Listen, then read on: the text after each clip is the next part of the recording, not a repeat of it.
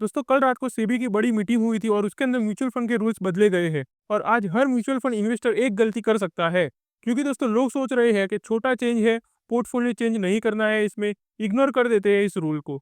लेकिन सच ये है दोस्तों, अगर आपने ये रूल समझा नहीं है तो कल आप अपने एक्सपेंस को गलत जज करने लगोगे और गलत जगह इन्वेस्ट भी कर सकते हो आप अपना पैसा, जहां पर आपको हाई चार्जेस देने पड़ सकते हैं। इसलिए दोस्तों ये वीडियो आपके लिए जानना काफी ज्यादा इंपॉर्टेंट होने वाला है। इसके अंदर हमने इस म्यूचुअल फंड के नए जो रूल आया है सेबी की तरफ से, इसको डिटेल में डिकोड करा है। तो चलिए दोस्तों इस वीडियो में इसके बारे में डिटेल में समझते हैं। सबसे पहले बात कर लेते हैं दोस्तों इन्वेस्टर का सबसे बड़ा मिस्टेक। म्यूचुअल फंड इन्वेस्टर की दोस्तों एक बड़ी आदत होती है, सिर्फ एक चीज को देखते हैं, TER, जी हाँ, टोटल एक्सपेंस रेशियो, जो कि अभी तक था दोस्तों म्यूचुअल फंड के अंदर, और यही दिखाया जाता है हर एक इन्वेस्टर को म्यूचुअल फंड के थ्रू। अगर म्यूचुअल फंड बोलता है दोस्तों कि TER 1.8% है, तो इन्वेस्टर बोलता है ठीक है, चीप फंड है, जो कि अच्छी बात है हमारे लिए। और लेकिन दोस्तों उन्हें पता नहीं होता इसके अंदर अलग अलग टैक्सेस भी इंक्लूड होते हैं, जैसे कि fund management cost, brokerage cost, GST, STT and stamp duty.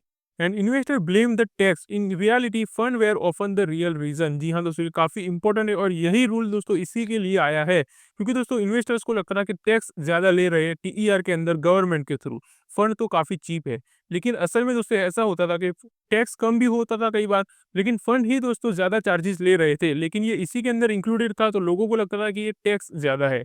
इसलिए दोस्तों अगर आपने गलत फंड को चूज कर लिया तो हो सकता है कि टैक्स तो कम हो, लेकिन आपका जो फंड है वो ज्यादा चार्जेस ले रहा हो आपसे। तो ये चीज दोस्तों अब क्लियर हो जाएगी आपको। चलिए आगे देखते हैं उसके बारे में।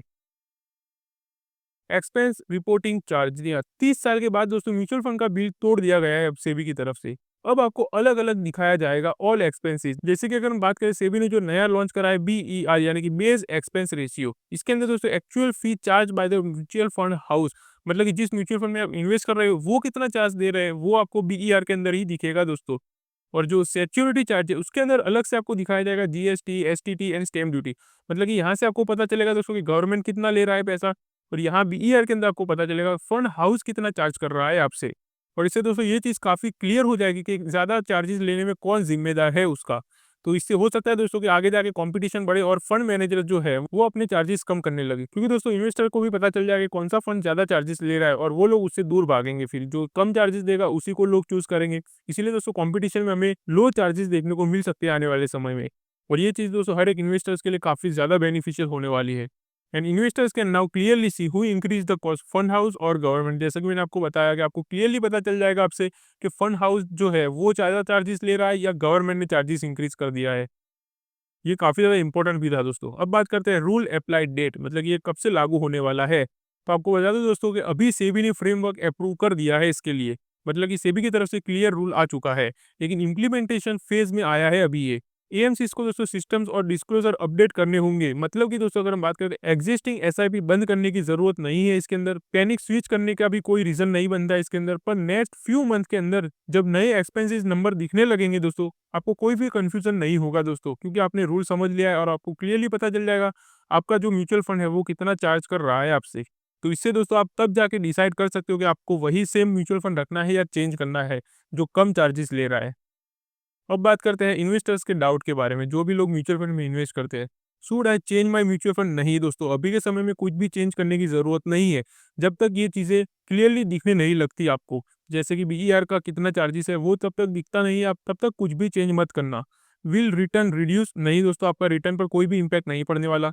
Did mutual fund suddenly become cheaper? मतलब कि क्या अचानक से म्यूचुअल फंड चीप हो जाएंगे? नहीं, अचानक से तो नहीं होंगे, लेकिन हाँ चीप होंगे, वो बात है दोस्तों। फिर है दोस्तों की बेनिफिट, मतलब कि इसका सबसे ज्यादा बेनिफिट क्या है ये रूल का, तो हमें ज्यादा क्लैरिटी देखने को मिलेगी कौन ज्यादा चार्जेस ले रहा है हमसे। नॉट कॉस्ट सेविंग, मतलब इससे आपकी कॉस्ट तो कम नहीं होगी, लेकिन आपको क्लियरली पता चलेगा कौन ज्यादा चार्जेस ले रहा है। लेकिन इनडायरेक्टली दोस्तों लॉन्ग टर्म में अगर देखें तो इसका फायदा आपको ही होने वाला है, क्योंकि हमें क्लियरली पता चल जाएगा कि कौन सा फंड हाउस ज्यादा चार्ज कर रहा है, तो उस हिसाब से हम अपना डिसीजन ले सकेंगे फिर। बेटर कंपैरिजन बिटवीन फंड्स, मतलब क्या अच्छे से कंपेयर कर सकोगे। लेस मिसलीडिंग मार्केटिंग, मतलब जो लोग ऐसे मार्केटिंग करते हैं कि हमारा फंड काफ़ी कम चार्ज कर रहा है, वो भी दोस्तों अब एक्सपोज हो जाएंगे। और ये चीज़ दोस्तों काफ़ी पॉजिटिव होने वाली है लॉन्ग टर्म इन्वेस्टर्स के लिए, ये चीज़ आपको पता होना चाहिए।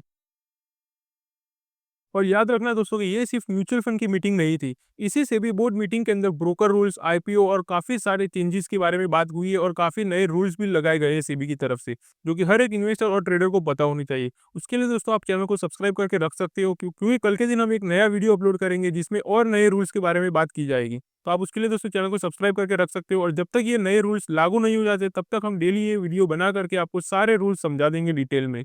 तो चलिए दोस्तों, मिलते हैं अगली वीडियो में, तब तक के लिए हैप्पी इन्वेस्टिंग।